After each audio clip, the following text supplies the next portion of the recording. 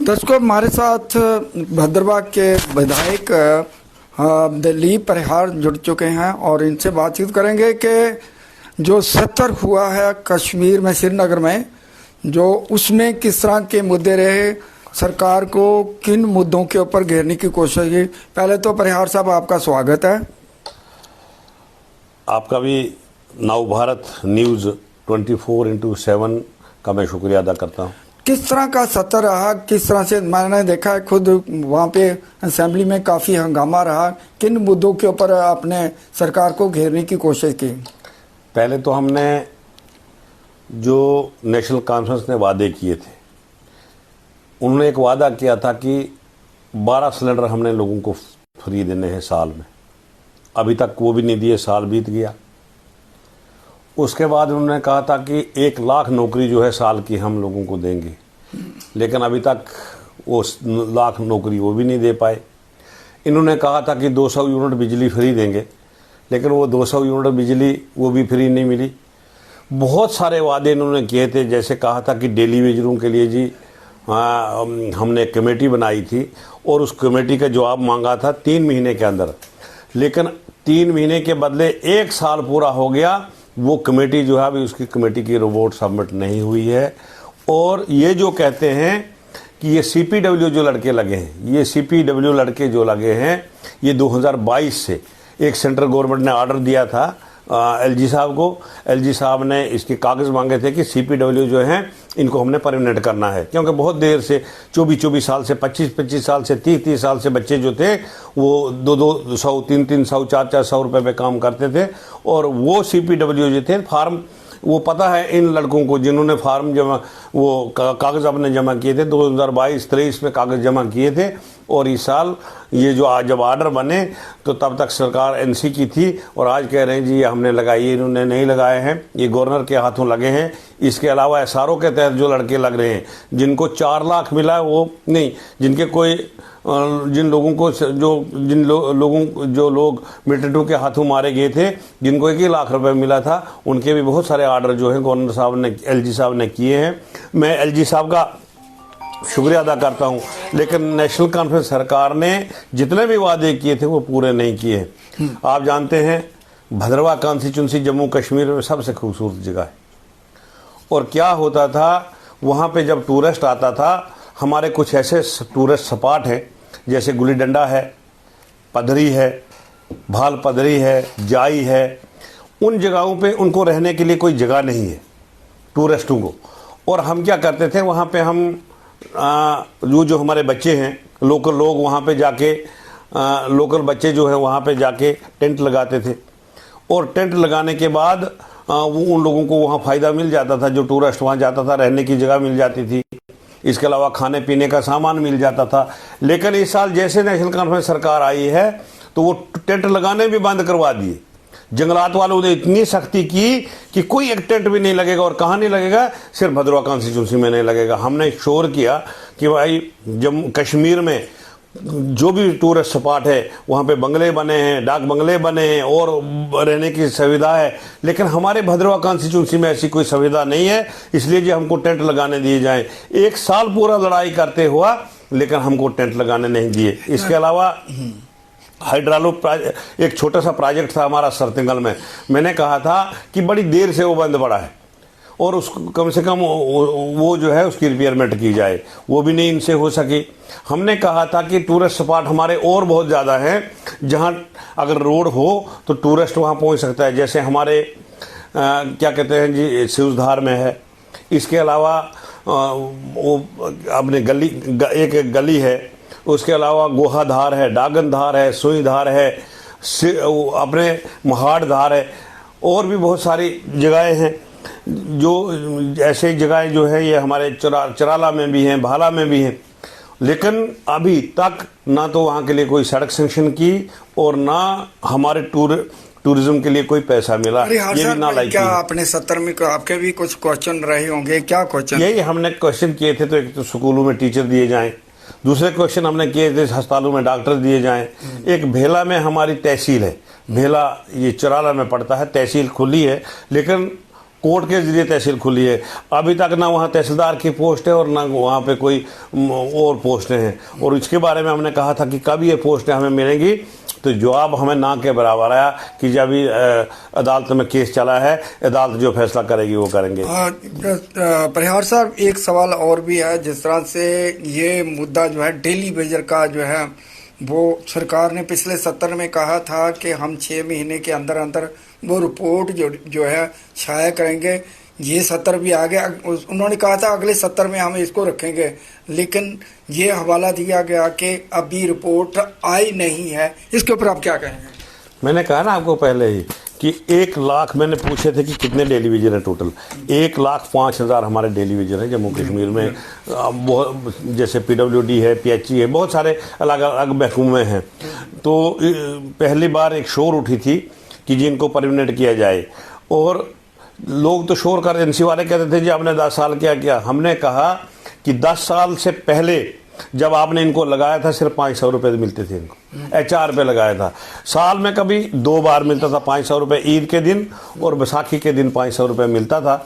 लेकिन जैसे ही हमारी सरकार आई, PDP और BJP की सरकार आई, तो हमने इसको 9,000 रुपये सीधा ही डेली वेजर रेट कर लिया और कहा था कि आइंदा इसको हम परमानेंट करेंगे। तब तक हमारी सरकार चली गई और ये सरकार आई तो हमने शोर किया कि कम से कम ये जो जितने भी डेली वेजर इनको परमानेंट किया जाए। तब एक कमेटी बनाई और ये कमेटी का कहा था कि 3 महीने के अंदर हम जवाब दे देंगे। कमेटी जवाब देगी और फिर इनको हम परमानेंट करके, लेकिन नहीं किए। परिहार सर, एक सवाल और भी है कि NC सरकार के जो जितने भी विधायक हैं, उनका कहना है कि 6 साल जो सरकार है LG की थी, तो चाहते तो उस दौरान जो है ये जो मसले आप बता रहे हैं उसको मतलब कि सॉल्व कर सकते थे, हल कर सकते थे। देखो, LG सरकार LG होती है। हमारी सरकार जो थी 3 साल थी, NC और PDP और भारतीय जनता पार्टी की सरकार थी। उस दौर में जितने काम होने थे हमने किए। LG सरकार के दौर में क्या हुआ क्या नहीं वो हम नहीं जानते, क्योंकि तब हमारी सरकार नहीं थी। जैसे NC वाले थे वैसे ही हम भी थे, वो तब गवर्नर राज था, तो उस दौर में नहीं हुआ। लेकिन इन्होंने जब इन्हें इलेक्शन लड़ा तो इन्होंने कहा कि जी इनके दौर में कोई जो 10 साल थे वो भी हमारे खाते में गिने, और इन्होंने कहा जिन्होंने किया ही कुछ नहीं। ठीक है, हम मानते हैं कि हमने कुछ नहीं किया, तो आपको लोगों ने चुना इसलिए कि ये डेली वेजरों को परमानेंट करवाएंगे, ये चौकीदार नंबेदार की तनख्वाह बढ़ाएंगे, ये जो रहे से काम जो है स्कूलों में डॉक्टर, ये स्कूलों में टीचर देंगे, अस्पतालों में डॉक्टर देंगे। लेकिन इससे बना कुछ भी नहीं। अभी तक जितने भी काम हो रहे हैं वो सेंट्रल स्कीमें जो आ रही हैं, PMJSY की स्कीम हो, JJMY की स्कीम हो, CRF की स्कीम हो, सारी सेंटर की स्कीमें हैं। इनके यहाँ स्टेट की कोई भी स्कीम हमारे यहाँ। परिहार साहब, एक बड़ा बर्निंग इशू है हाल ही में, ये जो है प्री मतलब कि जितनी पैसे जमा कराओगे उतनी बिजली आएगी। ये बहुत बड़ा बवाल है कि लोग जो है आम गरीब लोग हैं, महंगाई है, और जो है बिल जमा कराएंगे, जैसे मोबाइल को आप चार्ज कराते हैं, ये कंसेप्ट आने वाले समय में इसको लागू किया जाए। इसके ऊपर आप क्या कहेंगे?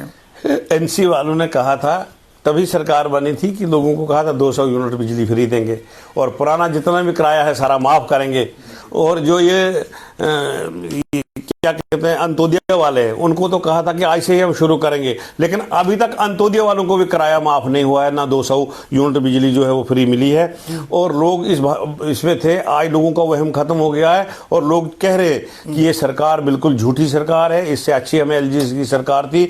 जो कहते थे वो करते थे, लेकिन ये जो कहते हैं वो करते नहीं है। ये पीठ के पीछे से गोली मारते हैं। छाती पे गोली खानी अच्छी रहती, पीठ के पीछे गोली जो है ये बहुत। परिहार साहब, एक दरबार मूव का है, उन्होंने कहा था दरबार मूव जो है उसको फिर से बहाल करेंगे, और लोगों ने, व्यापारियों ने इसका बड़ा स्वागत किया।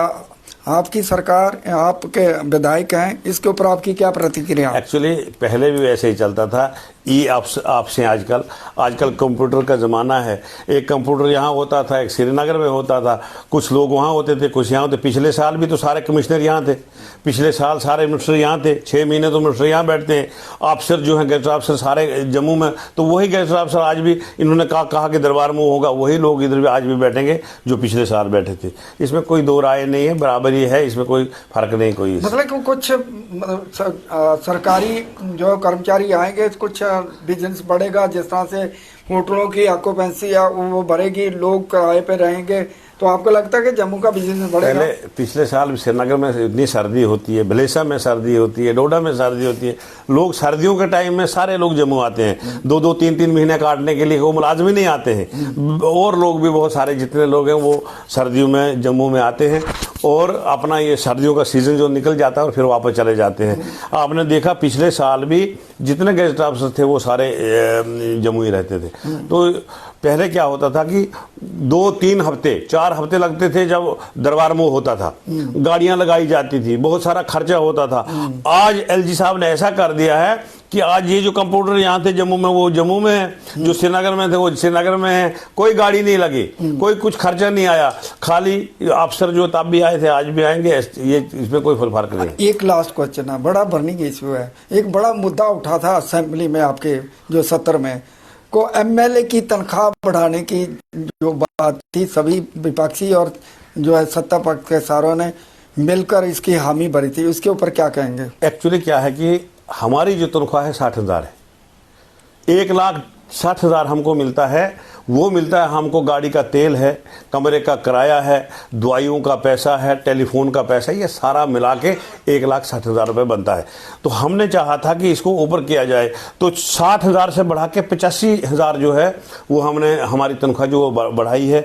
इसके अलावा अलाउंसेस जो हैं वो बढ़े हैं। तो एक चीफ सेक्रेटरी जो है, एक कमिश्नर जो है 4-4 लाख रुपए अगर लेता है, हमारे क्या होता है एमएलए सुबह देखो 85,000 अगर तनख्वाह हमें होती तो कोई बुरी बात तो है नहीं। इसमें क्या है कि सुबह 100 लोग आते हैं, उनको चाय पिलानी है, उनको काजू बादाम खिलाना है, खाना खिलाना। हम तो गांव में रहने वाले हैं, गांव में रात को लोग आके बैठते हैं, रात को बैठाना है, और फिर मंदिर बनाने वाले लोग पहुंचेंगे, दंगल वाले लोग पहुंचेंगे, मरना जीना वाले लोग पहुंचेंगे, किसी की लड़की की शादी है तो वो हम कहाँ से करेंगे, फिर तो हमको चोरियां करनी पड़ेंगी। तो इसलिए 85,000, 60 से 85,000 कोई बड़ी ये जो अफवाह चल रही है डबल होगी, इसके ऊपर आप लोगों को क्या कहेंगे? कहते हैं एमएलए की तनख्वाह डबल होगी। नहीं अलोसेस देखो, आप जैसे आप यहाँ आए हो, मैं क्वार्टर का किराया 15,000 रुपये देता हूँ, बिजली का बिल 15,000 रुपये देता हूँ, हमारा टेलीफोन का खर्चा जो है कम से कम 50,000 रुपये है, तेल का खर्चा जो है हमारा दोनों गाड़ियों का, गवर्नमेंट सिर्फ हमें 150 लीटर तेल देती है एक गाड़ी के लिए, और दोनों गाड़ियों का खर्चा हमें जो है कम से कम 80,000 रुपये है। तो ये अफवाह चला रहे हैं कि एमएलए की तनख्वाह डबल होगी, ये क्या है? नहीं, ये सारा हकीकत में क्या है? मैंने आपको बताया कि पहले कितनी बड़ी है, सुनो 60,000 तनख्वाह थी, अब 85,000 की है। उसके अलावा क्या है कि अलोसेस जो है, पहले अलोसेस बढ़ा के 1,60,000 बनती थी, अब अलोसेस मिला के 3 लाख रुपए जो है वो तनख्वाह बनी है। तो 3 लाख ये अलोसेस है, इसमें कमरे का किराया है, इसमें टेलीफोन का है, तेल का है, सारा खर्चा मिला के जो है अलोसेस जो है, जो इलाके में जाना है, तो सारा अलोसेस मिला के 3 लाख रुपए, ये कोई बहुत बड़ी बात थोड़ी है। हमारे हिमाचल में 3.5 लाख रुपए तनख्वाह है, कोई स्टेट ऐसी खाली नहीं जहाँ ज्यादा तनख्वाह नहीं है।